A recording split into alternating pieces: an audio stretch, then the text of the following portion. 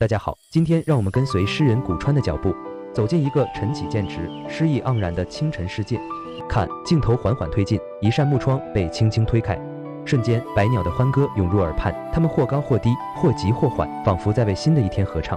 紧接着，朝阳带着温暖的笑容缓缓升起，金色的光芒穿透薄雾，洒在每一寸土地上，给世界披上了一层金色的纱幔。清风也来凑热闹，它轻轻吹过，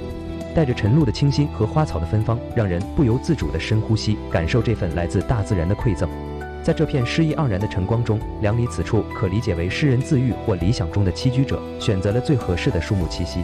仿佛也融入了这份圣贤般的宁静与和谐。这样的清晨不仅让人感受到自然的美丽与宁静，更激发了我们对生活的无限热爱与向往。晨起渐直不仅是一份责任，更是一份对生活的诗意礼赞。让我们带着这份美好，迎接每一个充满希望的清晨吧。